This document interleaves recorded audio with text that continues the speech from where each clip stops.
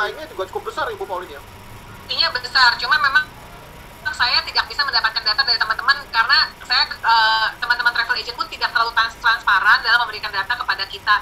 Tapi beberapa kita coba upayakan nih dari Astindo, kita tuh punya program namanya Astindo Have a Friend. Jadi siapa sih yang punya deposit mengendap di airlines tertentu, itu kita saling bantu. Daripada kita kalau misalnya kita punya tamu kebetulan kita beli baru lagi tiketnya, kita store duit lagi ke airlines itu, mendingan kita menggunakan deposit teman-teman yang masih mengendap di airlines tersebut. Jadi dari sesama kita sendiri dulu deh, kita saling membantu teman-teman travel agent. Nah, itu mungkin salah satu win-win solution ya, Bu Pauline ya. Oke. Sebentar Bu Pauline. Bagaimana Bro Farsal sudah lebih baik suaranya, coba Pak? Bagaimana saat ini, gimana suaranya? Ini udah bagus Bro. Oke, boleh tadi diulang ya. Bro Farsal, sebelum diulang boleh diceritakan dulu secara singkat mengenai Barindo nih, karena mungkin juga banyak yang belum mengetahui secara detail Barindo. Oke. Terima kasih Coach, dan selamat malam semua Bapak Ibu yang kita hormati. Jadi Barindo itu adalah asosiasi penerbangan berjadwal asing yang terbang internasional ya. Yang terbang internasional, maaf ya. Jadi kita adalah asosiasi, kita adalah working group lebih tepatnya. Ya. Barindo singkatannya Board of Airline Representative Indonesia. Ya. Itu adalah salah satu asosiasi atau working group yang juga direkomendasikan oleh IATA di setiap market. Begitu Coach. Jadi di setiap market itu kemungkinan besar ada barnya ya. Kalau di Indonesia namanya Barindo gitu ya. Tapi kalau di Nederland namanya Barin. Kalau di India namanya Bar India. Kalau di Australia namanya Bara. Ya. Kalau di New Zealand namanya Bar NZ gitu ya. Nah, kami sendiri Barindo sudah berdiri sejak 1976. Waduh, jadi sudah lama juga ya? Lama juga, Coach ya. Anggota saat ini ada tadinya 33 tahun ini, tapi turun jadi 32 ya. Karena ada satu member kita yang memang ada merger dengan parent company-nya ya. Ini kalau jadiin kuis bagus nih. Kalau saya jadiin kuis saya punya hadiah tuh ya. Jadi ada satu airline regional yang merger dengan parent company-nya di Asia. Kalau ada yang tahu silakan tulis, nanti saya kasih hadiah namanya. Ya. Kemudian jadi saat ini 32 member, Coach. Dari seluruh dunia lah, Asia, Eropa, Australia, Amerika kita nggak ada, Afrika kita juga ada, you name it lah, semua airline yang Anda tahu kemungkinan besar adalah anggota Barindo. Kalau kita bicara secara angkutannya, 95% atau bahkan lebih itu yang terbang internasional diangkut oleh anggota Barindo, gitu Chef. Coach Chef ya. Kemudian apalagi kargo juga begitu ya. Jadi untuk kargo itu sekitar 85%. Jadi semua angkutan kargo internasional diangkut oleh anggota Barindo. Nah, apa tugas fungsi kita, Coach? Jadi yang pertama adalah kita asosiasi atau working group yang mempromot ya. Mempromot itu maksudnya bukan mempromosikan, tapi yang menjunjung tinggi azas-azas safety, security, sama efficient operation. Jadi di setiap market ya, kita kan punya masalah masing-masing. Kita ada harga bandara yang cukup tinggi, harga fuel yang cukup tinggi, harga supplier yang cukup tinggi, itu yang kita mau harmonisasikan ya.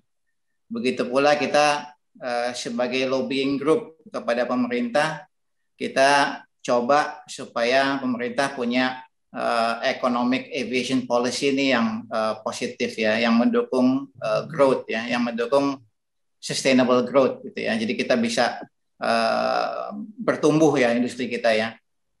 Kemudian kita juga mempromosikan hal-hal yang baru gitu ya. Hal-hal yang baru misalnya ada sustainable aviation fuel ya, ada green aviation ya. Gimana caranya kita punya kita punya pesawat itu diisi oleh bahan bakar yang renewable gitu ya. Itu juga salah satu agenda kita. Ya. Tapi intinya adalah kebanyakan memang kita bekerja dengan B2B ya. Jadi stakeholder kita kebanyakan adalah pemerintah, regulator, kemudian bandara, kemudian airnav ya. Dan tentu saja kita juga kerja dengan IATA sangat erat ya.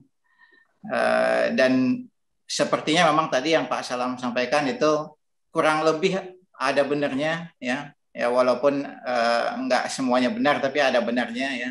Dan mudah-mudahan malam ini dengan saya bisa ketemu Ibu Pauline Astindo, mudah-mudahan Barindo dan Astindo bisa nanti lebih erat kerjasamanya.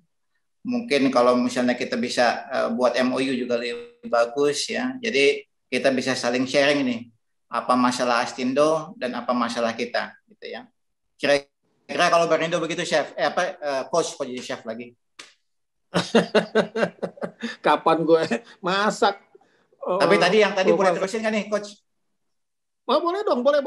Mengenai outstanding ya? Ini jangan outstanding dulu. Ini saya mau bicara soal makro dulu ya. Jadi secara makro ini tadi yang saya mau sampaikan adalah industri kita sedang di crossroad, lagi di persimpangan jalan. Kita nggak tahu besok gimana. Kita nggak tahu besok bagaimana keadaan kita gimana gitu ya. Saat ini airline yang udah berjatuhan udah banyak juga, Coach. Ya. Krisis ini krisis yang unprecedented, belum pernah ada sebelumnya. Tadi Bu Pauline juga udah bilang belum pernah ada sebelumnya. Jadi di manual kita nggak ada nih, ya. Di penanganan kita nih kita nggak tahu nih satu hal yang baru gitu ya. Statistik sudah keluar kemarin bahwa ruginya airline itu kalau yang anggota IATA $130 billion. Tapi yang di luar itu kan ada anggota yang di luar IATA ya. Jadi kira-kira sekitar $150 billion ruginya ya. Di situ ada uangnya travel agent ya, betul. Ada uangnya penumpang di situ. Ya. $150 billion itu adalah Indonesia APBN segitu, Coach.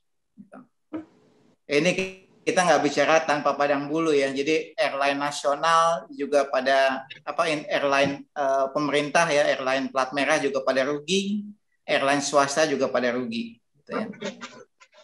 Nah, bagaimana emang nih sekarang uang penumpang ya refund? Yang memang bisa dilakukan oleh airline adalah top up, kasih credit shield ya. Ada memang airline yang punya duitnya kantongnya tebel gitu ya, Coach ya. Ya yang kantongnya tebel kita udah tahu lah. Ada 3 atau 4 atau 5 airline ya. Itu mereka semua balikin gitu ya. Ya Bu Pauline ya. Kalau yang kantongnya tebel pasti semua balikin ya. Yang negaranya bantu kayaknya, bukan kantongnya airline sih, mungkin kantongnya nggak tebal tapi negaranya mau bantu kali ya, beri pinjaman buat airline. Kira-kira begitu ya. Tapi kalau yang lain-lainnya ya kemungkinan besar adalah top up atau credit shield ya. Karena apa? Karena memang mampunya cuma segitu gitu, Coach. Nggak ada lagi, udah kering gitu ya. Cash balance-nya udah kering, udah minus semua gitu ya. Apalagi yang kita mesti lakukan gitu ya. Memang ini adalah pelajaran buat kita ke depan. Itu betul ya. Itu betul. Dan saya yakin lah kalau kita duduk sama-sama jawabannya ada ya. Kita duduk sama asosiasi, sama Astindo, sama Asita, sama regulator, sama IATA juga ya, pastinya kalau itu pasti ada jawabannya untuk kedepannya ya. Dan salah satunya adalah asuransi ya, salah satu jawabannya. Kemudian juga dari regulator juga udah ada wacana bahwa airline harus taruh deposit ya untuk bisa dicairkan kalau ada apa-apa dalam tanda kutip gitu ya. Jadi itu yang bisa saya laporkan, Coach. Memang saat ini udah nggak ada. Cash balance-nya udah nggak ada ya. Jangan bicara airline swasta, Coach. Airline nasional lah itu di Eropa tuh. Ada Lufthansa, ada Air France, ada KLM, ada Thai Airways ya. Itu yang airline pemerintah juga semuanya berguguran gitu ya. Bukan berguguran tapi lagi dalam kesulitan gitu kita semuanya. Oke. Jadi itu aja yang sementara saya bisa laporkan. Oke, Bro Farsal. Jadi airlines bagaimana memprediksi pasca pandemi menurut Anda? Prediksi airlines untuk pasca pandemi? Oke, saya mulai yang short term dulu ya. Yang short term. Short term diwaspadai fenomena revenge of travel. Itu diwaspadai dulu tuh. Jadi Anda travel agent nanti kalau insya Allah buka nih Januari, semuanya diwaspadai revenge of travel. Pada meledak, pada mau jalan-jalan karena udah 2 tahun nggak jalan-jalan. Ya. Tapi jangan salah ya, itu meledaknya cuma sekali. Ya. Nanti setelah itu turun lagi semuanya. Ya. Itu satu. Yang kedua, kalau kata Bill Gates ya, nanti fundamental itu semuanya akan berubah. Yang namanya bisnis travel itu akan disappear 50% kalau kata Bill Gates. Ya. Tapi kalau kata McKinsey yang kemarin laporannya 20% akan hilang ya. Kehilangan 20% bagi airline itu bisnis travel itu adalah orang-orang yang ini ya, orang yang bisnismen ya, yang jalan-jalan ya. Maksudnya apa bisnis travel ya, yang premium ya, premium customer ya. Jadi kehilangan 20% aja tuh bagi airline udah pasti akan terpukulnya habis-habisan, coach. Apalagi 50% ya. Jadi kemungkinan akan ada fundamental changes ya. Termasuk juga nanti di kabin pesawat mungkin akan berubah gitu, coach. Yang tadinya bisnis kelas ada 50, bisa jadi bisnis kelasnya cuma 10 nanti. Gitu. Yang tadinya ada 3 kelas, bisnis, premium, ekonomi, itu kemungkinan akan berubah lagi. Gitu ya. Maksudnya demand-nya berkurang atau bagaimana, bro? Demand akan jauh berkurang, dan terutama bisnis travel. Ya. Kita nggak bisa bilang berkurang dalam jangka panjang, tapi dalam jangka pendek berkurang. Kemudian apalagi yang kita mesti perhatikan ya, tentu saja yang masih punya uang saat ini ya kemungkinan adalah milenial. Jadi kita juga waspadai nih milenial travel nanti yang untuk berikutnya nih ya, yang akan pulih duluan. Karena milenial itu 50% global workforce adalah milenial gitu ya. Dan mereka masih punya hasrat untuk travel gitu ya. Apalagi mungkin kalau coach tahu ada fenomena FOMO atau YOLO gitu ya. Ada yang tahu nggak tuh? Pernah dengar nggak coach FOMO atau YOLO, coach? Saya belum dengar. Ya. YOLO. Kalau mau nanti dipasang siapa yang tahu itu bagus tuh. Fenomena FOMO atau fenomena YOLO bagi milenial. YOLO ya. Yang all. Tapi nggak apa-apa lah, saya kasih tahu aja deh. Kalau FOMO itu fear of missing out. Ya, kalau YOLO itu you only live once. Ya. Oke. Nah, itu jadi milenial harus kita perhatikan. Anda semua, kita semua ya maaf. Kemudian apalagi destinasi juga kayaknya kita mesti perhatikan gitu ya, karena kemungkinan besar nanti untuk awal-awalnya ya coach ya, itu destinasi mungkin dipilih yang destinasi yang sepi-sepi itu, yang less crowded. Ya, kemungkinan ya. Karena orang masih pada takut ke tempat yang rame-rame ya. Jadi mungkin nanti travel atau yang biasa bikin tour ke tempat rame-rame ya coba aja dibawa ke tempat tour yang sepi-sepi kali ini. Gitu ya.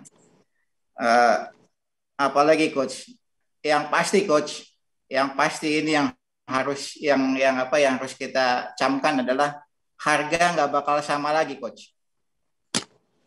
Harga tidak mungkin sama lagi. Ya. Saya baru ini pergi ke satu tempat ya, di mana itu tiketnya harganya biasanya 8 juta, 9 jutaan. Kemarin saya beli 15 juta. Ya. Bulan depan saya mau pergi ke satu tempat nih, yang biasanya tiketnya 6 juta. Sekarang tiketnya 10 juta. Ya. Jadi harga udah nggak sama lagi, coach. Kira-kira itulah fenomena yang nanti akan terjadi secara short term dulu ya. Saya nggak akan bilang itu long term ya. Tapi paling tidak setahun 2 tahun itu yang mesti kita hadapin. Gitu. Wow, kalau gitu artinya akan sangat berimbas pada harga tur yang dijual dong. Apabila harga tiket sampai berubah begitu banyak. Kembali ke Pak Salam bagaimana Pak Salam? Ya, oke. Wah, ini seru juga nih.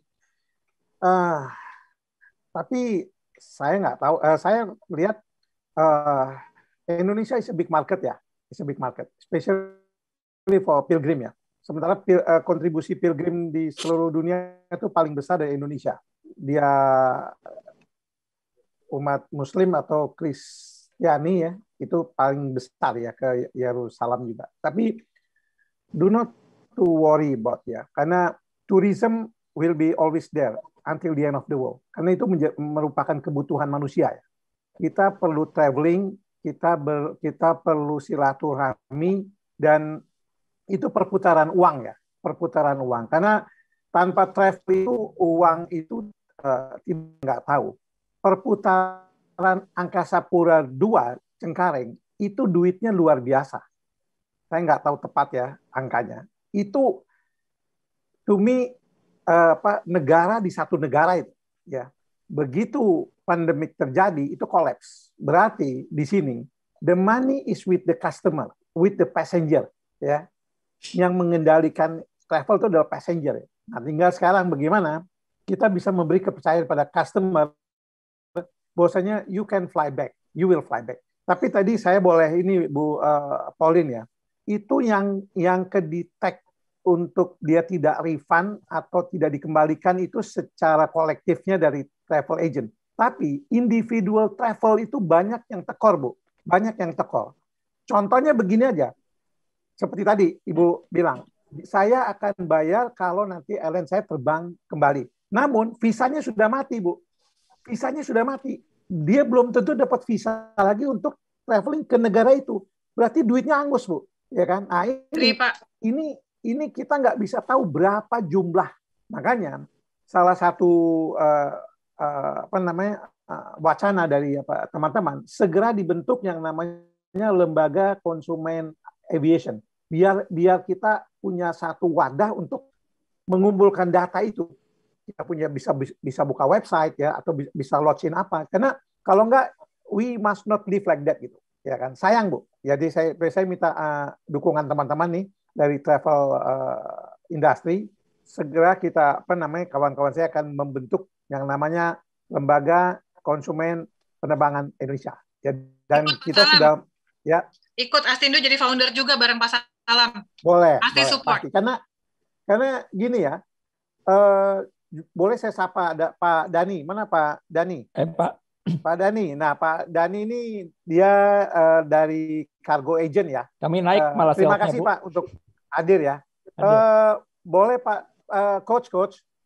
Yes.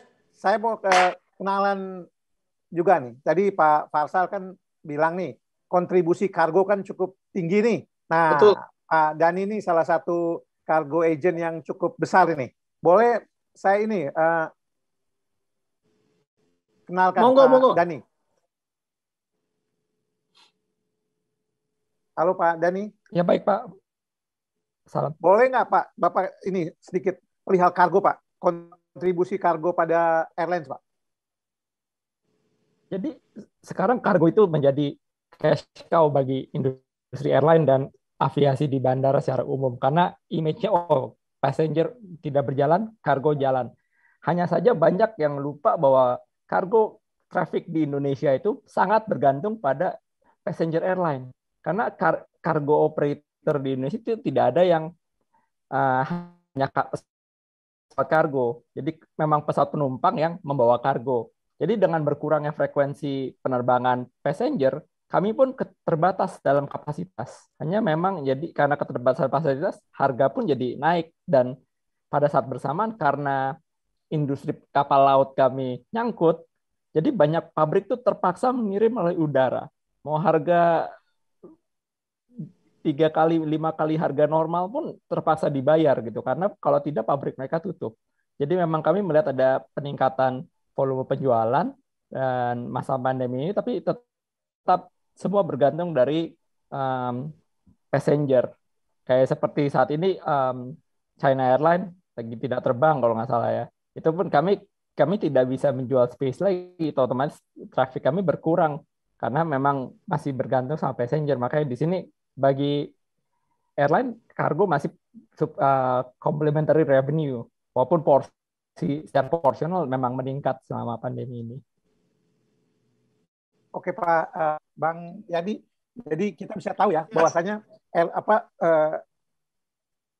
airlines itu sangat tergantung passenger dan kargo ya, karena kita nih harus bisa memaksimumkan revenue dengan underbelly juga.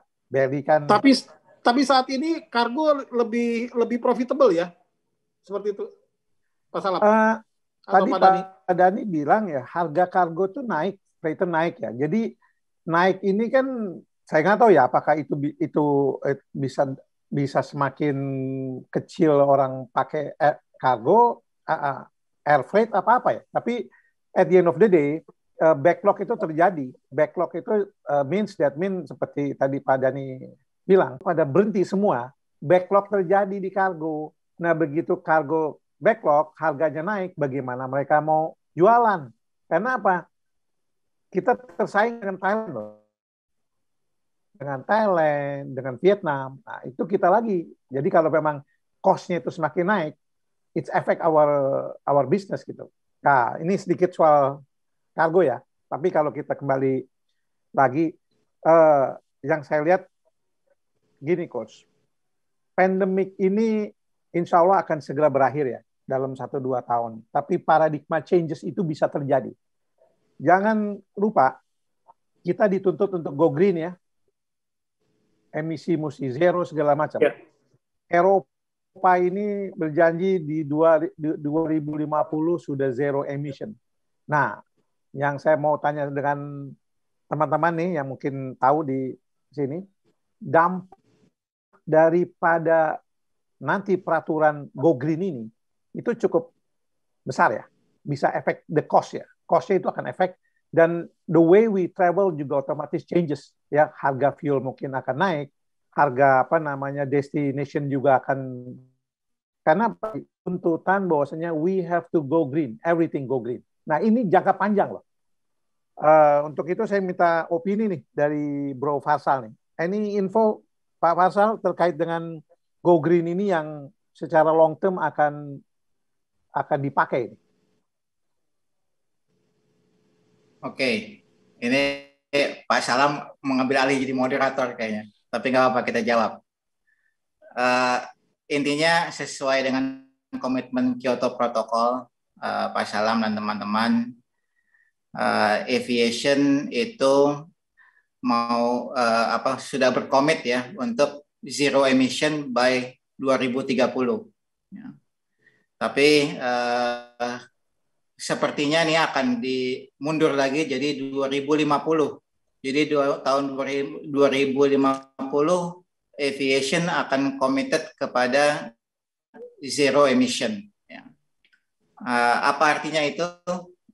Artinya itu benar-benar tahun 2050 nggak ada carbon footprint lagi yang dihasilkan oleh aviation. Saya bicara aviation ya.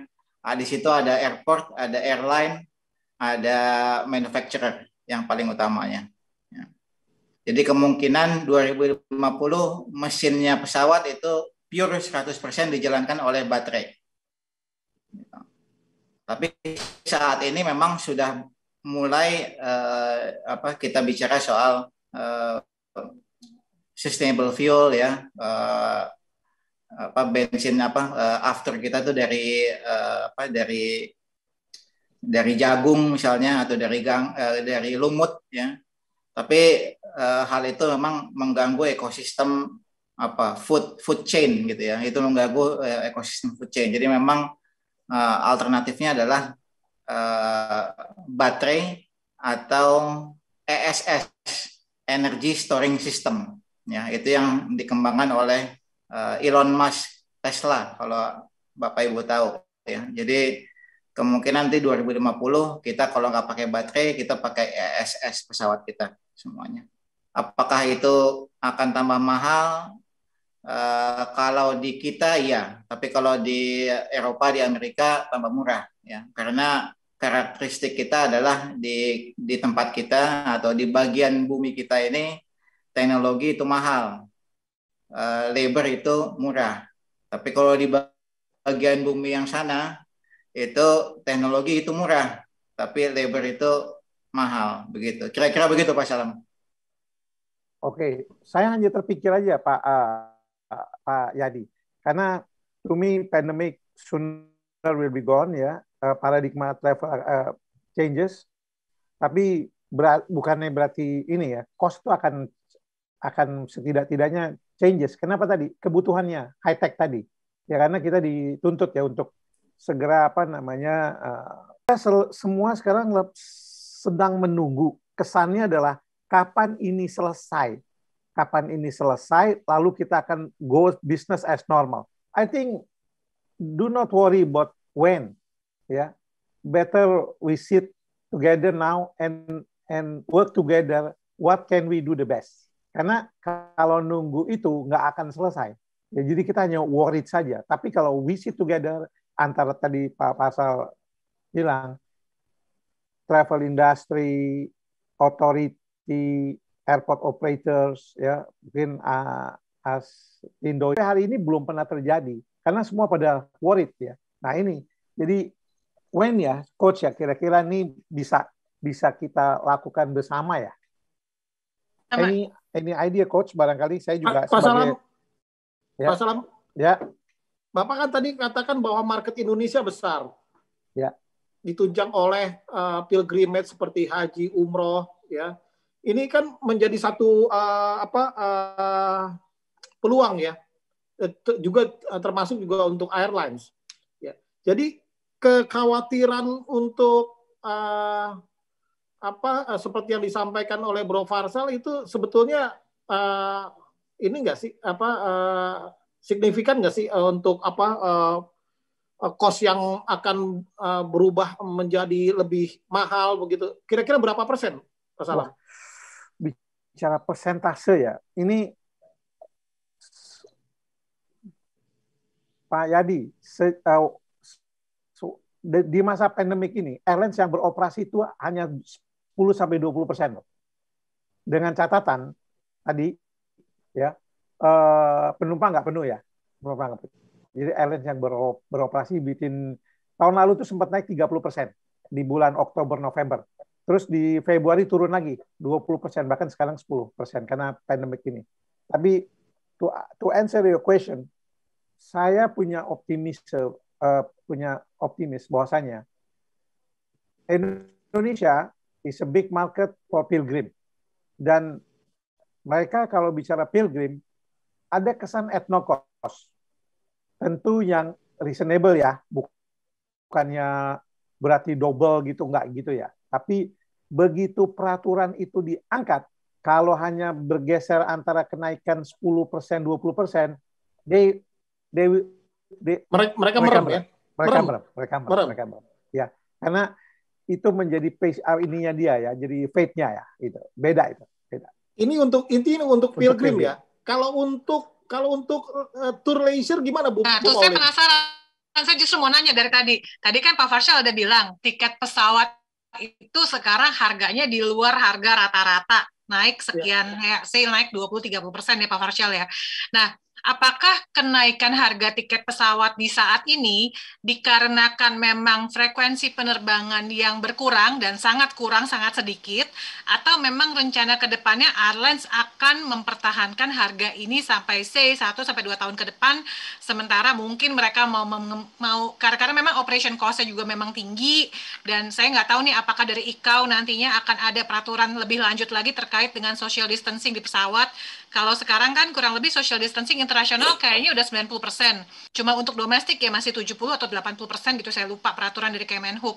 Nah, apakah memang tren tiket pesawat harganya tinggi ini karena frekuensi penerbangan yang sedikit, rute yang sedikit, atau ya itu tadi untuk menutupi operation cost yang semakin tinggi dan memang sedikitnya penumpang yang terbang saat ini, Pak Farsal? Gimana Pak Farsal? Oke, ada beberapa faktor ya. Memang tadi kan jadi supply demand, supply-nya sedikit, demand-nya juga sedikit. Sekarang kan demand juga terbatas sekali. Selain memang daya belinya turun, ada ketakutan terpapar COVID kalau terbang. Ada yang memang males gitu ya, karena memang kan kita ada testing, ada karantina lah, terutama di karantina yang paling bikin yang penjahatnya di karantina ya, coach. Apa kita mesti 8 hari. Saya juga ngalamin tuh 8 hari saya mesti karantina gitu ya. Selama masih ada karantina, bisnis outbound sepertinya berat ya. Ya. Tapi pertanyaannya Bu Pauline yang paling utama Bu ya, Bu, jawabannya adalah saat ini airline yang Ibu tahu ya, atau yang kita semua tahu, itu untuk bertahan, untuk supaya masih bisa jalan, satu itu ngutangnya gila-gilaan Bu, itu satu. Yang kedua, kalau Ibu tadi dengar bilang negaranya kasih bantuan, hibah, aid atau apapun, there is no free lunch Bu. Jadi nggak ada yang gratis ya. Semakin banyak dikasih uang sama negara semakin kontrol gitu ya. Semakin susah yang namanya kasih promo fair atau mungkin special deal gitu ya, karena ada negara sebagai pemegang saham di situ ya. Tapi intinya adalah airline ngutangnya banyak Bu untuk survive, jadi mesti balikin utang itu. Jadi makanya harga tiket juga akan naik. Selain demand-nya turun, ada hutang yang mesti dibayar. Pak Farsal, pasca pandemi, ya, apabila semuanya sudah back to normal, apakah airline tetap mempertahankan harga tersebut? Karena kalau dipertahankan, pastinya kita buat paket tour juga berdampak kepada harga kan, harga jual. Menurut Anda gimana? Ya, Bapak Ibu sekalian, kita udah prediksi lah sampai 2024, 2025 ini keadaan masih nggak menentu. Ya, nanti kalau emang udah fully recover di 2025, ya kita balik ke awal lagi, coach. Mudah-mudahan, coach. Ya. Tapi sampai 2025 prediksi kita begitu, ya, karena supply demand, karena memang hutang mesti dibayar nih, coach. Ada hutang yang mesti dibayar. Dan jangan lupa tadi fundamentalnya juga akan berubah, coach. Sampai 2025 nih Bu Pauline, bagaimana nih? Saya buka franchise-nya Marrakesh aja mendingan. Jadi besok kita ngomong sama Marrakesh, saya buka franchise. Jadi kita masih tidur lama nih. Tidur siangnya masih agak lama nih. Doni saya perhatiin, Pak Doni merhatiin banget tuh, Pak Doni bisa pingsan katanya kalau sampai 2024. Insya Allah enggak ya Pak Doni ya. Anggota kita kasihan kalau sampai 2024. Izin Bu Pauline, saya mau ngomong juga nih. Sorry. Silakan Pak Doni. Saya hari ini semalam ini seragam sama my brother from another mother, Farsal ya, sama-sama putih ya.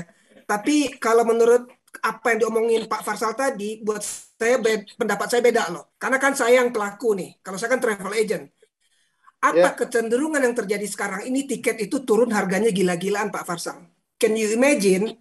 Turki yang dulu di atas 10 juta, itu bisa di level 5 juta sekarang. 4,9 even.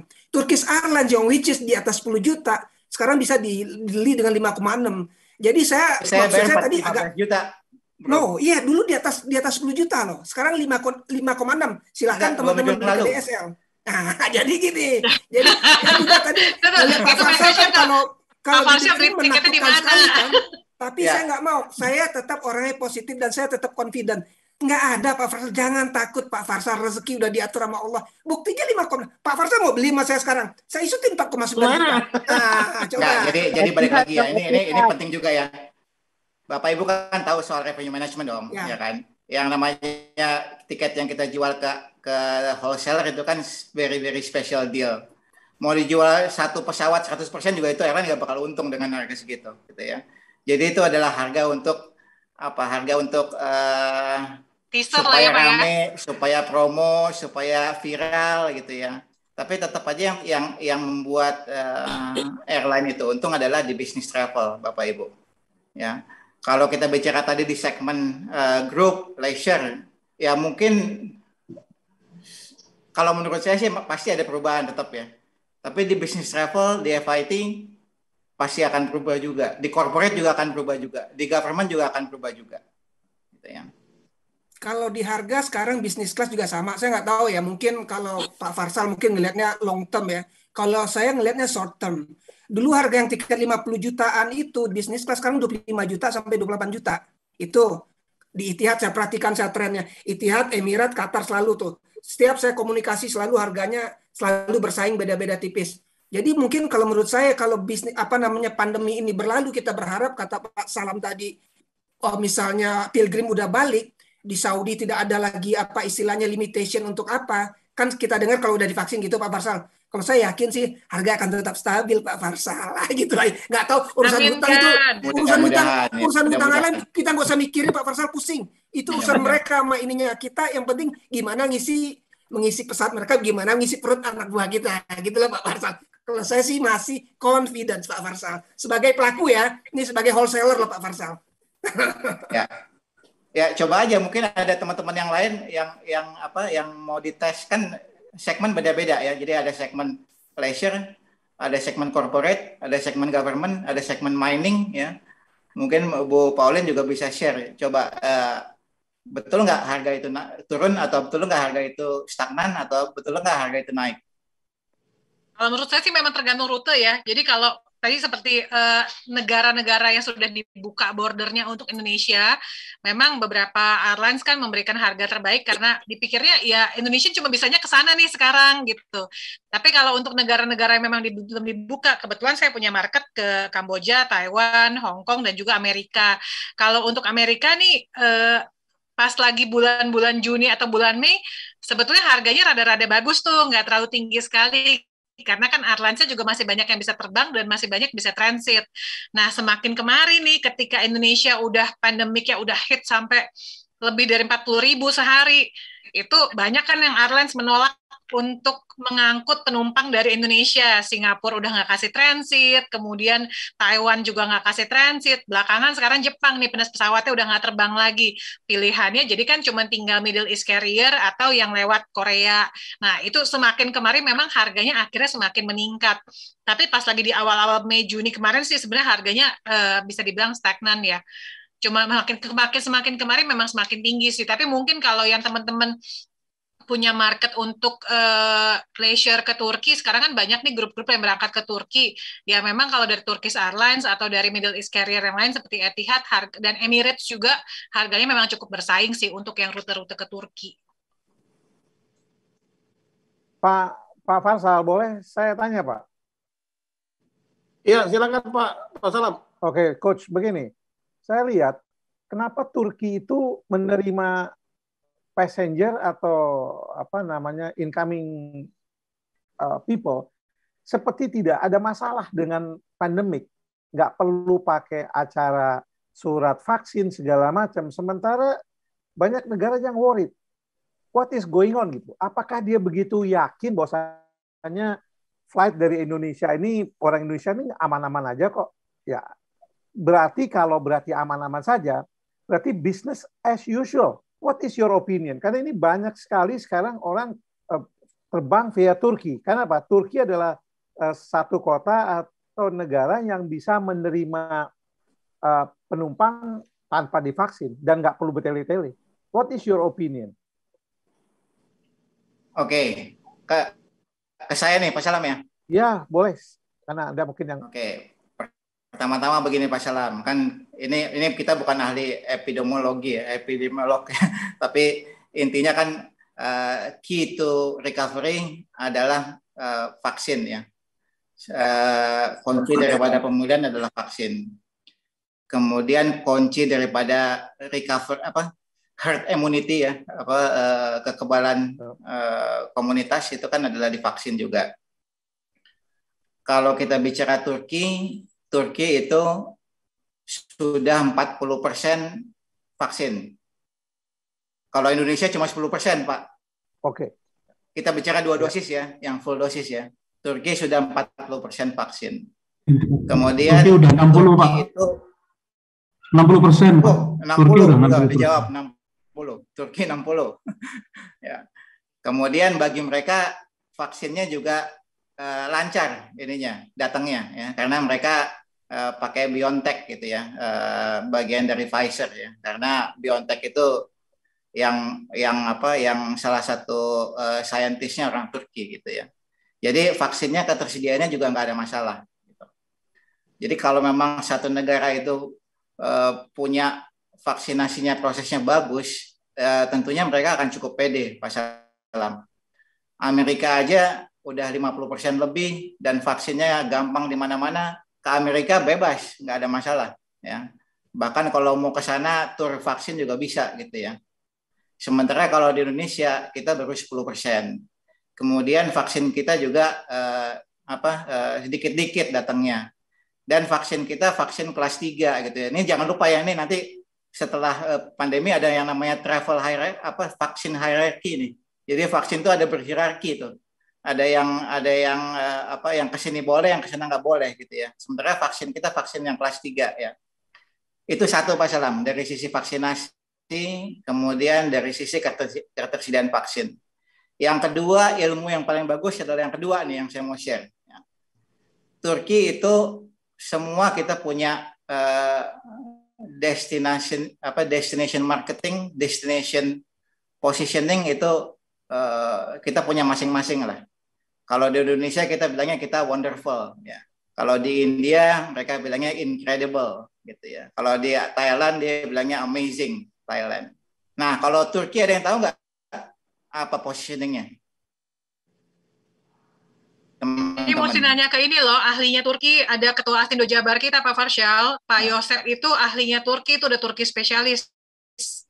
Setiap minggu beliau mengadakan acara perkenalan Turki, mulai dari yang Golden Route sampai rute-rute untuk Muslim, rute Nasrani, Seven Churches. Jadi positioning Turki adalah namanya the global meeting point. Dia bilang we are the global meeting point. Ya. Jadi dengan positioning itu, dengan visi misi itu, ya mau itu pandemi kayak tetap kita jadi global meeting point. Ya, kita permudah orang masuk ke sini. Itu salah satu destination marketingnya dia, Pak Salam. Ya. Saya pun ke Turki, nggak ada urusannya ke Turki, Pak Salam. Saya meeting sama orang Eropa, sama orang Asia, karena yang buka di situ, saya jadi meetingnya di situ, gitu aja. Ya. Jadi dua itu dari Pak Salam, soal vaksinasi, dan memang setiap negara punya marketingnya, punya positioningnya. Positioning Turki adalah the global meeting point. Ya, itu yang seharusnya kalau banyak country yang mulai stylenya kayak dia, itu akan lebih mempermudah travelnya gitu. Ya kan, kalau itu at least ada 10 country aja yang dibuka model gitu ya. Enak. Soalnya selama ini ASEAN saja masih pada takut, Coach. Ini ASEAN aja kita masih belum terbuka kan. Masih pada worried ini kita. Tergantung presidennya kayaknya nih. Karena Presiden Turki berani. Dan memang juga Turki, destinasi Turki kan sangat familiar buat market Indonesia ya. Pak Yosep, betul nggak Pak Yosep? Ya, betul. Turki ini makanannya juga bisa diterima di lidah kita, gitu kan? Ya, pengalaman kami menjual paket Turki karena pertama Turki itu negaranya berani dan mereka menyadari bahwa negara ini kalau terus-terusan begini bisa bangkrut. Jadi mereka sebenarnya perlu uang gitu ya, supaya arus investasi masuk, kemudian terutama kita melihat dari sisi pariwisatanya ya. Nah intinya sih pemerintahnya berani untuk menanggung resiko. Nah saya memperhatikan sendiri bahwa pelaksanaan prokes di Turki itu benar-benar sangat ketat. Tapi ketatnya itu nggak lebay begitu ya. Lockdown itu benar-benar dilakukan lockdown, tapi khusus untuk warga negara Turki sendiri. Ada pengecualian untuk warga negara asing, kemudian petugas-petugas medis atau petugas kayak Gojek, GoFood kayak gitu yang kirim-kirim barang. Dan mereka tertib gitu dan diperiksa, ada razia di beberapa lokasi tempat. Kalau dibandingkan dengan negara kita, ya contohnya saya tinggal di Bandung, mau PPKM, mau PSBB, mau apapun, semuanya sama tuh berkeliaran, bahkan di pasar-pasar tradisional aja kok udah nggak pada pakai masker kok gitu ya, gitu. Nah, Pak Yosef, ya, saya boleh tambahkan ya. Memang saya perhatikan ya, Turki itu kalau dia tutup ya, saya setuju yang tadi Pak Yosef katakan, dia bisa bangkrut, ya kan? Sampai-sampai sekarang ini akhir-akhir ini ada local agent di sana memberikan subsidi untuk karantina di Indonesia, Pak. Ya, karantina di Indonesia disubsidi oleh mereka. Betul. agar peserta tur dari Indonesia tidak berat bayar karantina di Indonesia pada saat mereka kembali ke Indonesia. Artinya mereka sadar benar bahwa market Indonesia ini besar dan potensial. Maka daripada itu kalau ditutup, bisa dibayangkan Bro Farsal, ya, berapa banyak devisa yang akan hilang. Itu yang pertama. Yang kedua, yang saya khawatirkan ini akan jadi seperti model-model yang kita sering dengar gitu ya, grup-grup ke China, bahwa nanti kalau kita bawa grup ke Turki, karena mereka subsidi karantina kita, nanti kita akan dipaksa untuk belanja lebih banyak, ya, misalkan di karpet, di kulit dan lain sebagainya. Nah, ini yang kita khawatirkan akan menjadi merusak gitu Pak Yosef, ya, merusak program tersebut, program acara tersebut. Setuju, karena Pak. mereka kan harus ini ya, harus profit kan. Nggak mungkin mereka subsidi kalau tidak ada pemasukan. Betul. Kurang lebih begitu Pak Yosef. Betul, setuju Pak. Nah ini kami kebetulan punya associate member, anggota Astindo juga di Turki. Saya sebut namanya SJT, ya. Mereka juga punya program murah begitu ya. Mereka mensubsidi dari modal mereka sendiri, tapi mensubsidi untuk biaya paket wisata selama di Turki. Gitu. Memang saya pernah mendengar bahwa ada salah satu agen dari Turki yang mensubsidi untuk biaya karantina di Indonesia. Saya pribadi sebenarnya karantina ini mungkin tidak perlu ya. Selama ada karantina nih, outbound kita tetap akan, ya mudah-mudahan nih melalui media ini, melalui Astindo, melalui ITCF dan semuanya lah, bisa menyuarakan ke pemerintah supaya program karantina ini ditinjau ulang begitu. Karena PCR aja sekarang sudah ditinjau ulang, karantina juga mestinya didiskon lagi, jangan malah ditambah lagi dari 5 menjadi 8 hari. Kalau perlu 3 hari gitu, atau bahkan sama sekali dihilangkan, karena kan kita sudah di PCR, masuk ke Indonesia kan di PCR. Begitu Pak Pri. Iya, kalau kita bandingkan dengan Amerika, ya, mereka memang ada karantina, tapi karantinanya di rumah, Pak. Ya, kalau nggak salah seperti itu ya, info yang saya dapatkan terakhir, bahwa masuk ke Amerika, masuk ke US, mereka bisa bebas, ya, meskipun secara prosedurnya itu ada karantina, tapi karantinanya tidak seperti di Indonesia ya, di hotel gitu ya. Mereka boleh melakukan karantina mandiri di rumah, yang mana pada kenyataannya mereka bisa bebas langsung kemana aja mereka suka. Ya, mungkin. Oke. Sedikit aja Pak. Itu karena mungkin karakteristik bangsa kita yang tidak tertib kayaknya, makanya memang harus karantina begitu. Saya mau nambahin aja, ini karantina memang jadi masalah nih. Ternyata saya juga baru find out, kebetulan saya baru pulang dari Lombok dan meeting dengan Kepala Dinas Perhubungan di Lombok. Ada beberapa bandara internasional yang sudah dibuka untuk di Indonesia, kan, Jakarta, Surabaya, Manado, Medan, dan yang terbaru Lombok nih malahan sudah dibuka nih buat kedatangan internasional. Bali malahan yang belum dibuka, dan kita mungkin masih ingat beberapa bulan yang lalu rencana ada buka penerbangan baru, bukan penerbangan baru, sorry, rencananya SQ untuk terbang lagi dari Singapura ke Denpasar kan beberapa bulan yang lalu, tapi ternyata dibatalkan. Nah, saya baru tahu ternyata masalahnya itu ada di karantina. Jadi Pemda-Pemda itu tidak punya dana untuk menyediakan fasilitas karantina bagi warga negara Indonesia yang masuk ke Indonesia sendiri. Kan kita tahu kalau PMI kemudian juga dengan anak sekolah itu kan karantinanya difasilitasi oleh pemerintah. Ya. Cuma turis-turis yang tidak difasilitasi kan yang harus bayar sendiri. Nah, sementara jalur-jalur tersebut kebanyakan digunakan oleh PMI yang masuk. Karena kan international arrival masih belum boleh nih untuk WNA, untuk foreigners. Sementara harapannya pemerintah Indonesia kan ketika international airport itu dibuka, yang datang adalah wisatawan asing, bukannya PMI ya, dan juga memfasilitasi PMI juga sebagian. Nah, sementara Bali dan Lombok ini adalah jalur masuk untuk PMI di daerah timur. Nah, mereka tidak sanggup untuk menyediakan fasilitas karantina di daerah mereka masing-masing. Mereka mengharapkan dana untuk fasilitas karantina ini dari pemerintah pusat, yang which is pemerintah pusat juga sudah kehabisan dana. Bahkan untuk Jakarta sekalipun, mereka mengalihkan kepada Pemda DKI untuk fasilitas karantina. Kan BNPB udah nggak sanggup lagi, punya utang sekian miliar kepada hotel-hotel. Nah, jadi memang karantina ini menjadi masalah bukan cuma untuk yang outbound traveler, tapi juga untuk penduduk lokal sendiri, WNA, termasuk untuk PMI dan juga anak-anak sekolah. Termasuk juga untuk inbound tentunya ya, Bu. Inbound kan memang sementara ini masih belum dibuka untuk foreign arrival. Jadi kalau inbound kan mereka diharuskan untuk membayar nantinya.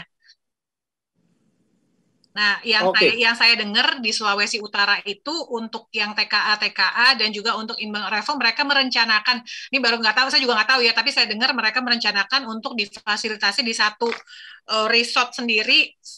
Jadi nantinya mereka tidak bergabung, tidak bersosialisasi dengan masyarakat lokal, tapi diadakan di satu resort tersendiri gitu. Di-localize lah supaya untuk meminimais penyebaran. Tapi sementara di resort itu mereka bisa tetap melakukan aktivitas. Oke, Pak Coach, boleh tambah sedikit Pak Coach? Iya, silakan. Jadi ini saya bicara atas nama Barindo nih saat ini nih.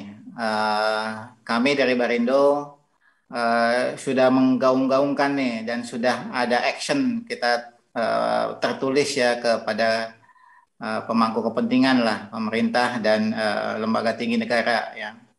Nah, mudah-mudahan nanti Astindo kita bisa sama-sama nih join forces ya untuk maju sama-sama ya. Tapi ada beberapa poin yang kita udah usulkan nih untuk pemulihan pembukaan usaha angkutan udara gitu ya.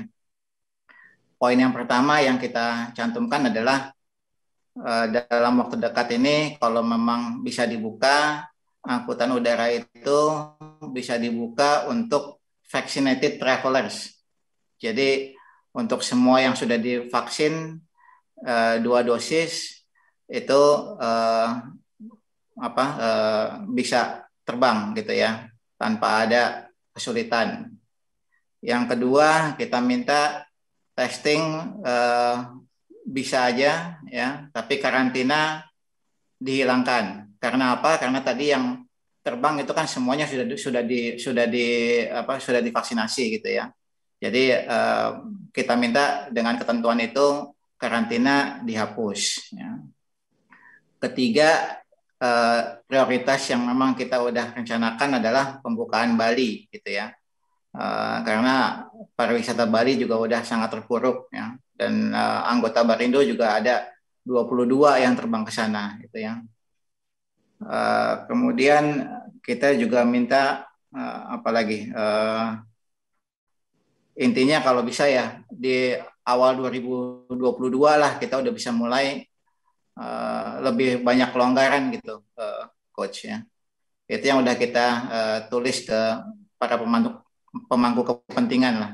Gitu. Mungkin nanti dengan yang lain kita bisa join forces dengan Bu Pauline ya, dengan Astindo. Ya. Kita sama-sama supaya kita bisa kita kasih usulan juga gitu ke pemerintah bahwa supaya kita bisa berusaha. Ini loh ya step kita yang pertama ya. Dan satu lagi tadi ada ya, jadi kalau berdasarkan statistik itu secara konektivitas ya, konektivitas itu kita banyak bergantung sama 5 negara ya, karena 5 negara ini udah 70% konektivitas kita di situ. Jadi ada Singapura, ada Malaysia, ada Arab Saudi, ada Australia, ada Cina ya. Jadi kita minta itu 5 itu Indonesia membuat TCA, Travel Corridor Agreement dengan 5 negara itu. Karena dengan 5 negara itu pun 70% sudah kebuka konektivitas kita. Yang sisanya yang lain 30%, kita akan lihat secara bertahap bagaimana kondisi pandemi di negara tersebut ya gitu ya. Itu yang udah kita usulkan Coach ke para regulator. Nah, saya boleh nggak usul ke Barindo Pak Yadi? Ini waktunya udah pasti udah mepet. Cuman saya pengen punya usulan nih ke Pak Farsal nih, ke anggotanya juga. Yang pertama Pak Farsal, saya kalau ngomong ini Bu Rita pasti senang banget. Menggunakan aplikasi IATA Travel Pass, the same digital passport, health passport, whatever, di semua airlines, di semua negara. Kalau bisa diusulkan dari Barindo juga, supaya kita nggak ribet nih, penumpang kita nih, misalkan penumpang saya mau pergi Jakarta, Singapura, KL. Nyampe di Jakarta mereka harus download e-hack. Sampai Singapura mereka harus download SG Travel Safe. Sampai Malaysia mereka harus download MY Sejahtera. Ini kayaknya nggak make sense banget gitu. Mereka harus download sekian banyaknya aplikasi, terutama nantinya kalau memang bisnis traveler sudah berjalan lagi, mereka pergi ke banyak negara, mereka harus download masing-masing aplikasi di setiap negara. Ribet banget gitu kayaknya hidup ya, mau jalan aja susah.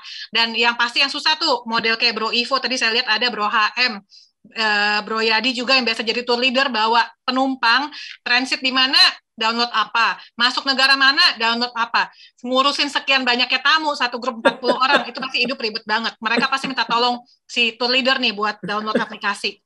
Masukin hasil tes PCR, masukin sertifikat vaksin di setiap aplikasi, kebayang ya hidup ribetnya kayak apa.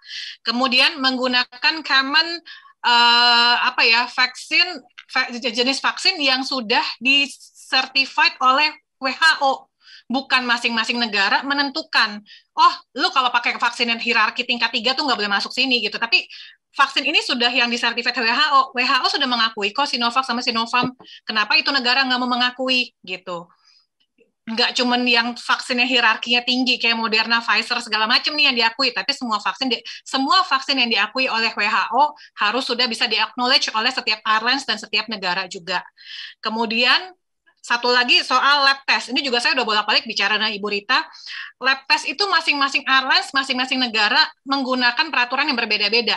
Contoh, Indonesia, Garuda, mengharuskan menggunakan lab yang sudah punya QR code, which is bagus banget. Jadi divalidasi langsung kelihatan, oh labnya resmi, bukan abal-abal, sertifikatnya tidak dipalsukan. Itu bagus banget. Begitu mereka ke Singapura atau ke Kamboja, sertifikat itu harus asli, harus ada tanda tangan basah, harus ada stempel basah dari klinik. Ketika mereka mau masuk Singapura, Singapura cuma acknowledge contoh beberapa lab atau beberapa klinik di Indonesia. Jadi kayak contoh saya sebut nama Prodia ya, kebetulan kita punya kerjasama juga dengan Prodia. Prodia itu mereka cuma mau acknowledge hasil tes dari Prodia di Matraman. Prodia lain tuh Prodia Pluit, Prodia Cipete, segala macam, itu nggak diakui sama si Singapura. Cuma mau Prodia Matraman. Ribet lagi kan? Tambah lagi sekarang peraturan baru juga si Korea nih. Korea cuma mengakui dari rumah sakit besar di Jakarta. Di daerah saya lihat belum ada daftarnya. Jadi rumah sakit Mayapada, Siloam, MMC, cuma rumah sakit itu yang mereka mau akui, tapi dari klinik mereka nggak mau akui. Ini buat kita nih sebagai travel consultant, buat teman-teman BPW, dalam kondisi sekarang, ketika penerbangan agak sedikit, ketika penumpang sedikit, itu aja ribet. Apalagi nanti nih, ketika penerbangan sudah berjalan normal, harapan kita kan tentunya akan kembali pulih seperti sedia kala, paling nggak berangsur-angsur pulih. Karena Korea perlunya lab ini. Selain mereka udah mesti nentuin airlines, mesti mikirin persyaratan masuk ke airlines, mikirin persyaratan visa, masih mesti mikirin lagi persyaratan PCR. Lab apa yang diakui, di-acknowledge oleh negara tersebut. Buat saya tuh nggak make sense banget gitu. Kan sekarang anyway Kementerian Kesehatan sudah mengeluarkan sistem NAR kan, yang sudah diakui, harusnya sudah diakui bahwa lab-lab yang tergabung dalam sistem NAR ini itu adalah lab-lab yang bonafit, yang kredibilitasnya tidak perlu diragukan lagi. Jadi sebaiknya dari teman-teman anggota Barindo nih dari Indonesia pun juga mengencourage anggotanya airlines ini untuk menggunakan lab-lab yang sudah tergabung dalam NAR, jadi tidak memusingkan lagi buat teman-teman travel agent nantinya. Gitu Pak Farcel. Makasih. Kita noted Bu, kita noted. Bu Ketum, nggak apa-apa yes. kata Bro HM asal TLV-nya nambah nggak apa-apa. Harga tiket udah naik ya, harga tiket udah naik, jadi kayaknya cost TL juga termasuk yang akan diturunkan nantinya supaya harga tur tetap ekonomis. Aduh, boleh bicara nggak? Boleh Bu Eli, boleh banget. Ini Bu Eli, monggo Bu Eli. Jadi gini Pak Marshall, kita tuh juga baru pulang dari Amerika ya, kemudian masuk ke karantina di Hotel Melia kebetulan. Saya tuh merasakan betul-betul siksaan loh sebenarnya di dalam karantina ini. Apalagi orang-orang luar yang mau datang ke Indonesia. 8 hari di dalam suatu ruangan, saya kebetulan dapat dispensasi boleh jalan kalau pagi atau sore. Tapi kalau 8 hari di dalam kamar tidak boleh keluar sama sekali, itu akan menimbulkan penyakit lain deh saya rasa. Pertama stresnya, kedua juga nggak kena matahari dalam kamar AC terus-menerus.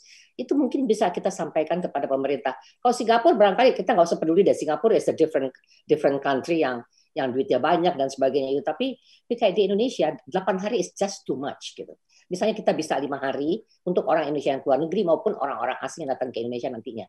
Misalnya itu kalau bisa sih di-eliminate sama sekali itu sangat menguntungkan gitu ya. Tapi tolong difikirkan juga kepada pemerintah bahwa itu penyakit akan timbul lagi deh kalau misalnya tinggal di dalam kamar untuk beberapa hari tanpa kena udara. Dan kebanyakan hotel-hotel di sini itu AC, nggak ada jendelanya, nggak bisa dibuka, jadi we don't get fresh air at all gitu.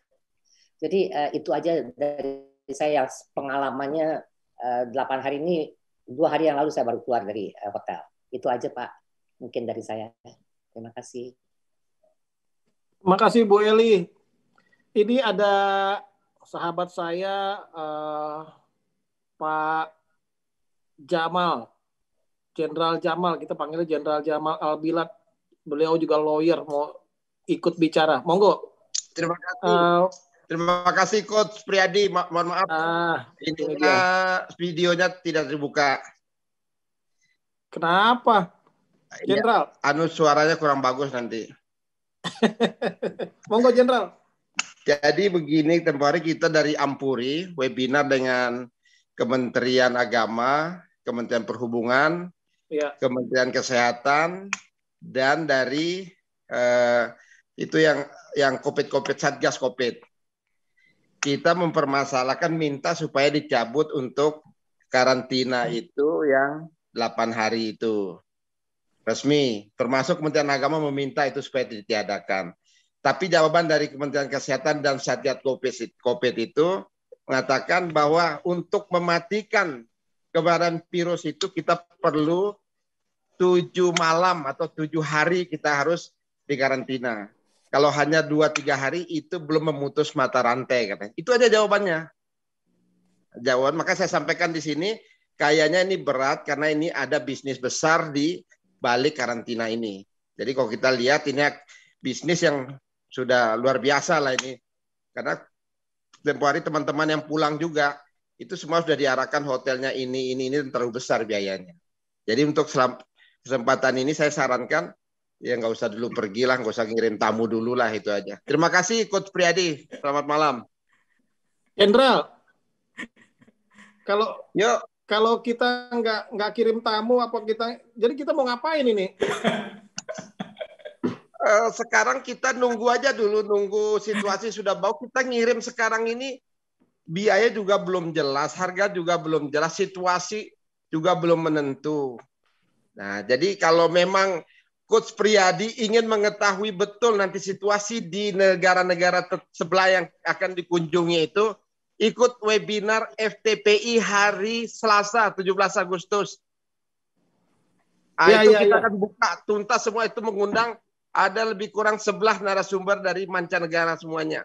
Nah, nanti Coach Priadi bisa ikut gabung supaya tahu bagaimana situasi di negara sana, apakah boleh masuk, apakah apa segala macam, kita sudah akan dibuka tuntas besok di hari Selasa tanggal 17 Agustus. Nah, silakan teman-teman bisa bergabung. Maksud saya begini, Jenderal, ini kan permasalahan terbesar menurut saya ya untuk bisnis outbound kita ini kan adalah di karantina, ya, di karantina di Indonesia. Karena di beberapa negara yang sudah buka itu kan juga kita bisa tanpa karantina, ya, katakan seperti Turki ya. Waktu itu sekarang juga Amerika, ya. Permasalahannya kita di karantina di Indonesianya, Jenderal, bukan di negara tujuan. Betul Kang Priyadi. Yang saya sampaikan, kita sudah minta kepada pemerintah melalui Kementerian Agama itu meminta supaya karantina ini jangan diadakan. Boleh begitu landing, malamnya kita dites PCR, kalau negatif silakan pulang, kalau positif silakan karantina. Kita udah usul resmi dari Ampuri, tapi jawabannya itu tetap meminta di karantina karena untuk memutus mata rantai itu dia bilang harus 7 malam katanya. Ini kan bisnis, ini kalau saya lihat sekarang ini bisnis besar udah dibalik ini sudah, ini berat ini. Itu aja Kang Priyadi kalau saya bilang ini bisnis, ini tidak semata-mata untuk memutus mata rantai. Ini sudah besar ini. Itu aja sih kita ini sudah penyelenggara umroh haji sekarang ini sudah Kang Pri udah tahu lah, kita sebagai penyelenggara umroh haji itu sudah tiarap betul, sudah nggak bisa bergerak sama sekali. Satu hal lagi, Jenderal. Siap. Karena tadi Jenderal bilang menyebutkan umroh haji, gimana kabar umroh kita ini untuk karantina 14 hari di negara ketiga? Nah, untuk umroh itu kita juga bahas kemarin masalah karantina 14 hari itu sangat tidak memungkinkan. Ada yang menjual sekian puluh juta, tapi harus kita karantina di negara ketiga selama 14 hari itu risikonya sangat tinggi. Bahaya sekali risikonya itu. Belum kalau mereka sakit atau meninggal atau apa di negara ketiga kan tambah besar. Jadi kemarin Kementerian Agama memutuskan ditunda dulu saja umrohnya. Sampai betul-betul situasi ini sudah sangat kondusif lah. Pemerintah Arab Saudi tidak memberlakukan lagi karantina untuk Indonesia. Nah, bolehlah mengirim jamaah. Tapi kalau masih karantina, kita sarankan tidak usah. Karena 14 hari itu bukan waktu yang sedikit, Kang Priyadi. Besar, lama itu 14 hari itu. Jadi total jadi 30 hari dengan perjalanan. Itu terlalu lama. Mungkin itu sedikit, Kang. Baik, terima kasih Jenderal Jamal Al-Bilad. Ya, beliau juga seorang lawyer, seorang advokat. Baik, Bapak Ibu sekalian, waduh, tanpa terasa kita hampir 2 jam nih. Tapi sebelum kita tutup, sebelum kita akhiri, saya juga ingin mendengar suara Ibu Rita Rompas. Boleh, Bu? Karena tadi saya sudah janji mau memberikan waktu untuk Ibu Rita untuk memberikan tanggapan daripada apa yang kita telah bicarakan selama hampir 2 jam ini, Bu Rita. Monggo, Bu Rita. Terima kasih, Pak. Ini diskusinya sangat menarik. Jadi dari karantina, dari perkembangan industri, dari apa yang terjadi di penerbangan. Memang seperti yang tadi Bu Pauline bilang di awal, refund ini merupakan satu kendala yang besar pada awal COVID. Waktu itu kita mencatat sampai 85 juta dolar seluruh dunia, refund yang harus diproses. Pada saat itu penerbangan kalau mau dibilang kolaps. Tapi kesalahan ini tidak bisa 100% ditimpakan oleh penerbangan karena penerbangan tidak bisa terbang, bordernya ditutup oleh negara. Sehingga dari awal IATA sudah minta supaya pemerintah melakukan support lah kepada penerbangan. Karena tanpa support dari pemerintah, penerbangan tidak akan survive.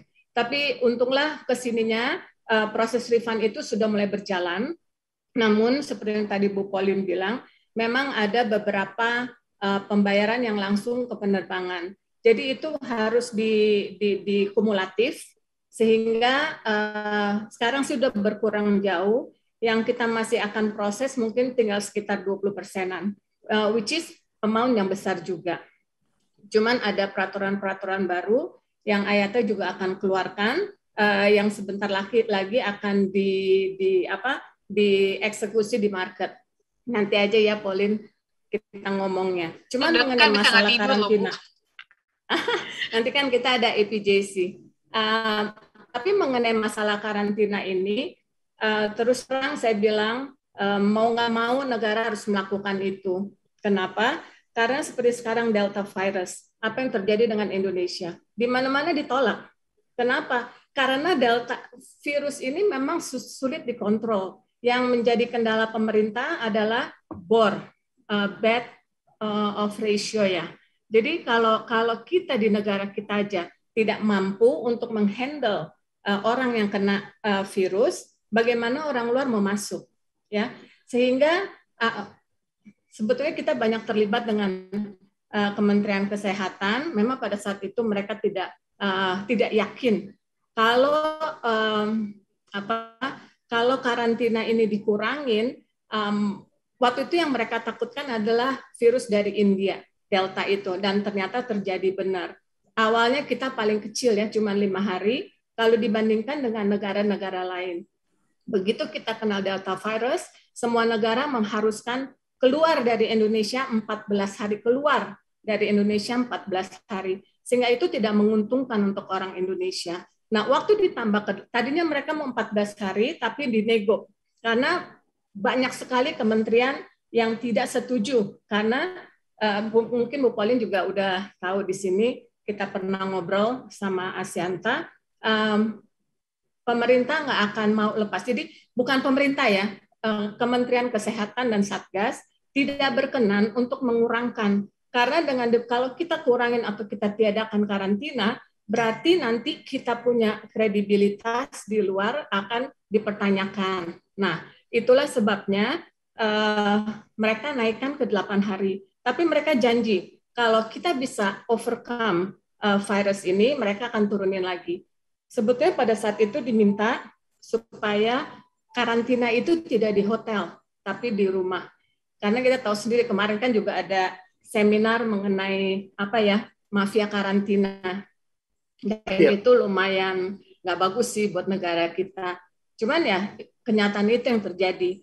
Nah, mungkin kita sebagai warga negara, ayo kita sama-sama apa yang bisa kita lakukan, kita support pemerintah supaya mereka lebih firm untuk buka kembali border. Kalau border nggak dibuka, sampai kapanpun bisnis akan mati. Karena utamanya di airlines. Ya, tadi mungkin Pak Salam udah bilang, Angkasa Pura kayak kerajaan kecil. Tapi saat ini mereka juga survive.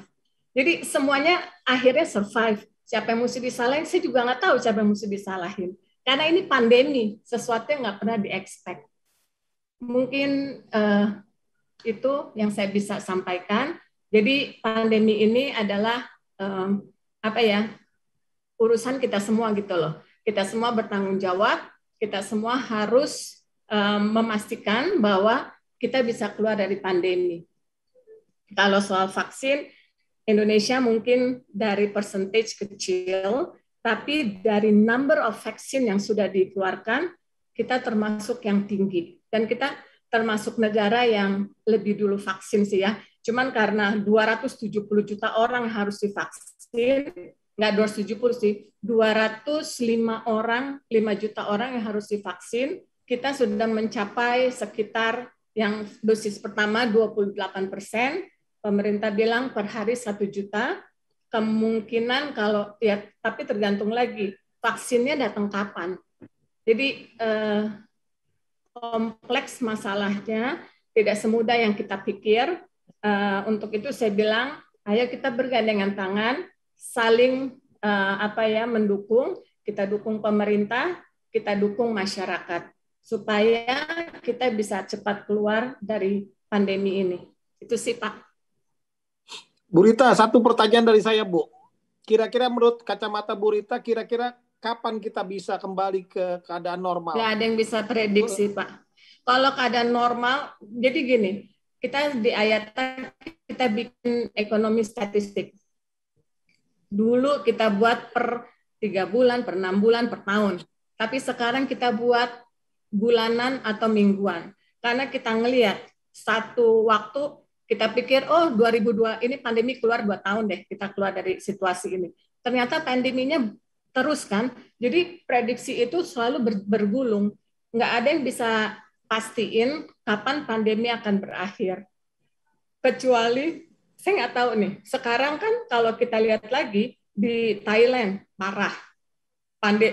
Tiba-tiba dia punya number of cases-nya tinggi banget. Vietnam lockdown. Australia lockdown. Iran lockdown.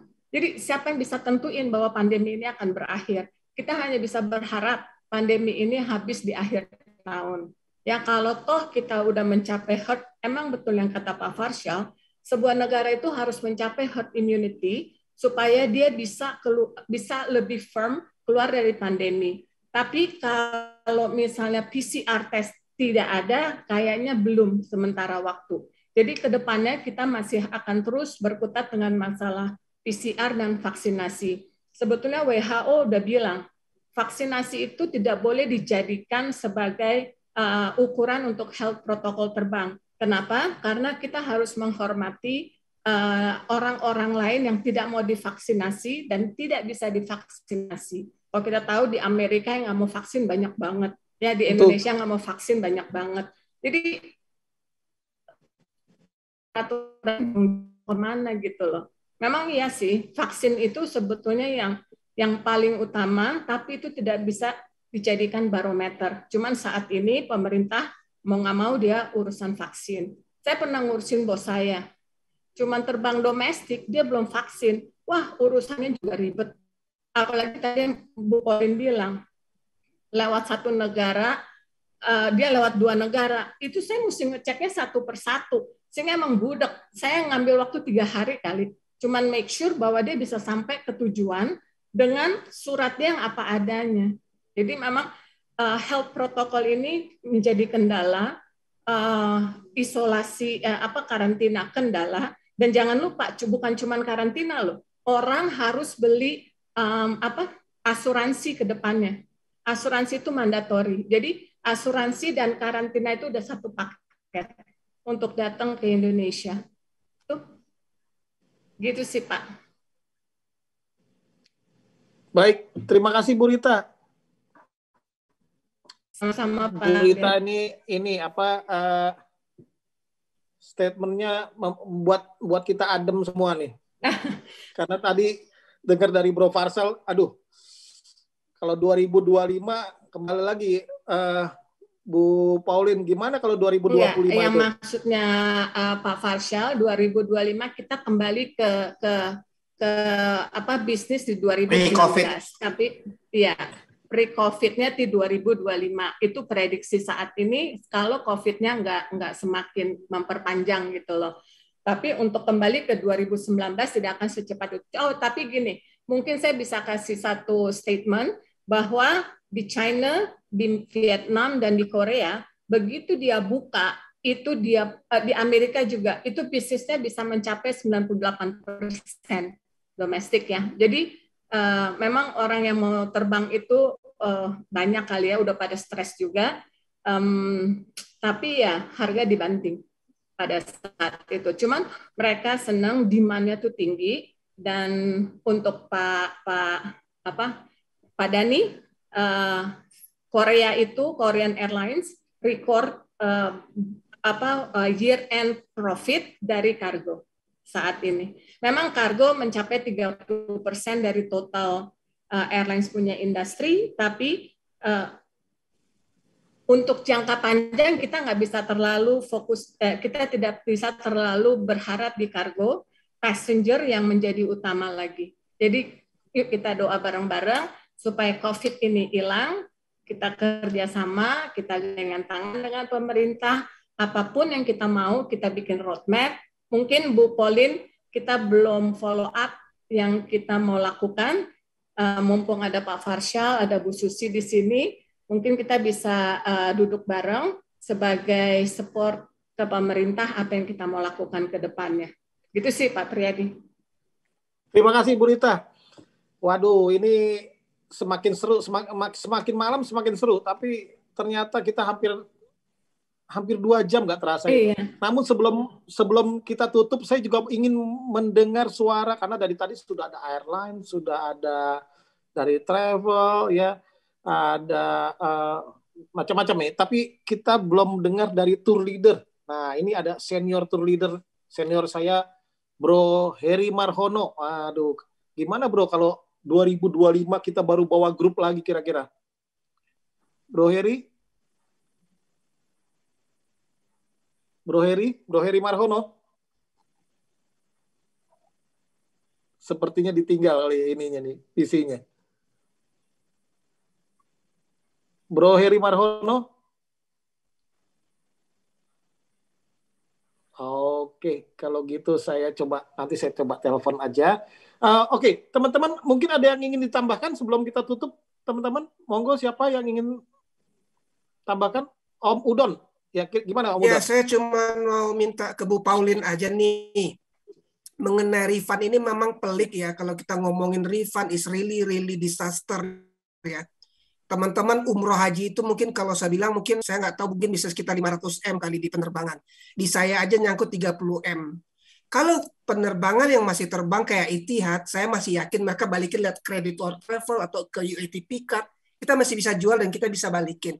Contoh yang Oman misalnya, dia nggak terbang-terbang tapi dia nggak mau balikin. Nah itu pertanyaannya. Apa step-step berikutnya kita sebagai asosiasi yang akan kita ambil menjelang akhir tahun nih? Kalau nggak kasihan loh, uang Pak Jamal saya ada 2 M ya Pak Jamal itu, tapi untuk Pak Jamal walaupun lawyer nggak marah-marahin saya, ada uang Pak Edi, ada berapa orang di sini kan? Jadi Bu Pauline, Om Doni perlu 7 M saya Om Doni bukan 2. Oh 7 ya, maaf Pak Jamal saya salah angka, berarti dari 30 Pak Jamal punya 7. Jadi mungkin akhir tahun Bu Pauline kita bikin kita list tuh airline yang masih tidak terbang. Kalau mereka nggak balikin itu zolim, berarti kita bisa masuk, ya saya nggak tahu legal action. Kalau nggak bisa terbang, kita mau jualnya apa gitu loh. Karena sorry to say aja airline yang nggak bisa saya sebutin tadi, waktu saya minta reschedule, dibilang nothing to do with COVID Doni katanya. Saya bayar, pas saya minta insentif, something to do with COVID, nggak dibayar-bayar selama setahun. Saya emailin CEO-nya tuh serius, saya emailin kencang, saya bilangin kamu ini zolim. Kamu bayar juga dari uang saya juga yang kamu tahan setahun. Akhirnya itu 2021 keluarlah kayak teman-teman gitu loh. Akhirnya saya bisa malak-malak buat Musda kemarin banyak sponsor kan, gara-gara itu juga tuh. Jadi mungkin Bu Pauline minta tolong, mungkin Bu Pauline gimana caranya nanti kalau ada airline yang masih tidak terbang, ya kita minta uang itu dikembalikan lah, jangan ditahan karena nggak ada ininya loh, reasonnya mereka lagi nahan. Kalau Emirates, Etihad, Turkish Airlines atau yang lain, kalau buat saya masih make sense kan mereka masih terbang. Kita masih punya kesempatan buat ini jualan. Kayak Etihad aja kemarin saya udah jualan Turki itu jujur aja udah 800 seat sampai November. Walaupun nanti mungkin realitanya mungkin ada perubahan dengan karantina orang reschedule, tapi at least udah jadi duit. Jadi kita ada orang yang kepepet kita bisa balikin dikit-dikit. Tapi Om Jamal jangan dulu ya karena masuknya kecil baru Om Jamal. Itu aja Bu Pauline, mungkin itu bisa kita bicarakan nanti Bu Pauline ya. Sip. Itu balik lagi ke legal action tuh, soalnya memang masalah kita nih, masalah di Indonesia tidak ada aturan hukum, tidak ada payung hukum yang menaungi soal tiket internasional. Kalau domestik jelas, di Kemenhub itu ada aturannya soal tiket domestik. Makanya nih airlines mohon maaf ya, Pak Faisal, tidak ada aturan payung hukumnya, makanya Pak Salam ini menganjurkan supaya kita membuat suatu lembaga seperti ILKI-nya dalam tanda kutip khusus untuk menghadapi permasalahan kita dengan airlines. Jadi mungkin dari sini kita bisa buat lagi seperti media noise seperti tahun lalu yang kita lakukan. Jadi masyarakat pun tahu nih, kita kan sekarang modelnya begitu ya, viral sesuatu akhirnya ditanggapi oleh Pak Jokowi, viralkan sesuatu akhirnya ditanggapi oleh pihak-pihak pemerintah. Jadi mungkin nanti boleh sip kita duduk bareng Pak Doni dari DPP dengan DPD DKI, karena saya yakin masalah ini bukan cuma di DKI tapi juga menjadi masalah bagi semua DPD kita. Dan paling banyak Bu Pauline itu di Garuda. Satu teman saya aja ada 80 M menyangkut di situ. Itu anggota Ampuri, Pak Jamal juga tahu. Belum lagi, lebih mohon maaf lagi. Ya, ini maskapai nasional kita memang masalahnya di kredit. Enggak apa-apa. Semua orang tahu saya rasa ya. Masalahnya juga di credit shield juga ya, kita semuanya kan dapatnya credit shield bukannya refund berupa cash. Bu Rita paling tahu lah tuh angkanya berapa. Jadi intinya dibentuk lembaga konsumen penerbangan Indonesia ini sudah mendesak ya Bu Pauline ya? Sangat mendesak, tapi kalau bisa juga di payung hukumnya jelas supaya kita bisa airlines-nya ini nggak bisa berlindung di balik nggak ada aturannya tuh di Indonesia. Kalau kayak di India kan jelas nih tiket harus di-refund. Ingat nggak sih zaman dulu tuh SQ aja nggak bisa mengenakan net fare kepada travel agent karena di India itu peraturannya jelas tidak boleh mengenakan service fee, service charge. Jadi Singapore Airlines pun masih harus memberikan komisi kepada travel agent sebagai penjual, sebagai middleman. Nah di kita kan nggak ada nih aturan-aturan kayak gini gitu. Termasuk untuk urusan escrow account itu juga nggak ada. Dan Kementerian Perhubungan mohon maaf selalu berlindung di balik saya nggak bisa urusannya B2B gitu. Jadi kita juga memang serba salah, nggak bisa keras-kerasan sama airlines. Gimana kalau Kang Pri, kalau saya usul gimana? Kalau kita bikin payung hukumnya nanti saya fasilitasi sama tim saya di kantor saya. Kita duduk bareng, bagaimana sistemnya nanti kita masukkan ke draft hukum, kita ajukan.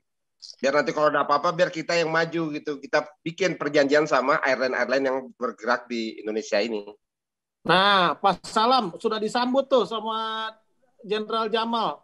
Kebetulan beliau tuh advokat, Pak Salam. Jadi wacana untuk membuat lembaga konsumen penerbangan Indonesia ini bisa ada payung hukum yang jelas nih dari Jenderal Jamal. Monggo, gimana Pak Salam? Oke, terima kasih. Saya sudah email ke Badan Konsumen Nasional ya, Republik Indonesia. Mudah-mudahan hari Senin besok atau Selasa dijawab. Jadi saya akan segera follow up. Ini tidak berhenti ya. Jadi the show must go on ini harus. Jadi sudah ini we must make this happen gitu loh. Ya. Pasti ya saya akan ini follow up. Tapi Bu Pauline, ini yang saya pernah tahu, Bu. Saya pernah tahu. Dari Kementerian Perhubungan, ya, itu kalau ada airline yang masih ada sangkutan dengan Angkasa Pura, Bu, itu slotnya bisa diganjel sama dia, Bu. Nah, bayangin ya, Kementerian Perhubungan mengecek pada si airlines, mengecek pada Angkasa Pura, ya di mana itu hanya PT Angkasa Pura. Kalau ada outstanding, airline ini bisa nggak dikasih slotnya. Loh, kalau dia bisa mengganjal karena dia ada outstanding dengan Angkasa Pura, kenapa dia nggak bisa mengganjal kalau memang dia ada outstanding dengan masyarakat kita yang dirugikan? Ya kan? Unfair dong. Kalau if you treat this company like this, and you must also treat our people like this, gitu lah. Itu saya pernah tahu, Bu, soalnya. Terima kasih. Saya kira itu hanya ini aja ya, selingan aja supaya kita jadi aware. Gitu. Terima kasih. Masukan baru tuh buat kita tuh Pak Salam. Terima kasih. Makanya saya ngotot banget pengen bikin itu. Teman-teman sudah dukung. Semoga cepat terrealisasi ya, Pak Salam. Ya. Coach, boleh tambah satu lagi, Coach? Terakhir, Coach. Silakan. Sebelum saya tutup. Ini note terakhir dari saya. Pak Farsal. Ya, jadi yang saya note acara malam ini, terima kasih, Coach. Bisa ketemuin kita dengan Pak Salam, dengan Bu Pauline. Yang saya garis bawahi adalah kita mesti dialog ya. Banyak dialog, kita mesti banyak komunikasi. Dan yang paling penting kita maju sama-sama nanti ke para stakeholder gitu ya, karena kita punya kepentingan yang sama ya. Jangan lupa airline sama travel sama cargo agent kita satu badan nih, kita satu badan gitu ya. Jadi apa yang susah di kita pasti juga susah di situ gitu ya. Apa yang susah di situ pasti susah di kita juga ya. Udah memang hubungannya airline sama travel sama cargo agent memang hubungan love and hate lah. Kadang-kadang love, kadang-kadang hate gitu ya. Kadang-kadang si airline mau batasin travel agent pindah ke OTA. Di OTA airline yang kerjaan mau OTA pindah lagi ke travel agent legacy. Begitu pula di kargo. Jadi emang tapi kita intinya kita satu badan gitu, Coach. Sebaiknya kita follow up lagi ya, apakah nanti itu masalah apapun lah, bukan cuma refund aja ya, bukan cuma refund aja, tapi saya yakin kalau kita duduk bareng ada solusinya pasti ada gitu ya. Apalagi ada Bu Rita juga, nanti kita bisa ajak regulator juga gitu ya. Saya kira gitu, Coach. Terima kasih yang lain semuanya. Pak Bro Farsal, sebelum satu terakhir pertanyaan saya terakhir buat buat Bro Farsal. Ngomong-ngomong itu Virgin Australia sudah terbang apa masih belum terbang? Kalau di domestik udah terbang, tapi sekarang lockdown juga di Australia kan. Kita cuma terbang 10% dari network network schedule kita. Australia sekarang lagi parah, bro. Jadi Virgin kayak Qantas kayak Rex itu yang baru ya, itu juga semua lagi stand down, kita semua lagi stand down ya. Oke. Baik, saya rasa demikian teman-teman sekalian, karena tanpa terasa ini waktunya sudah lewat daripada schedule kita yang sebetulnya kita hanya 1,5 jam, ternyata sampai 2 jam, lebih dari 2 jam 5 menit. Baik, teman-teman sekalian, kalau sudah tidak ada tambahan, mungkin saya akan tutup dengan ucapan terima kasih pada semua narasumber, juga kepada Ibu Eli, Ibu Rita, dan Bapak Ibu semua yang tidak bisa saya sebutkan satu persatu.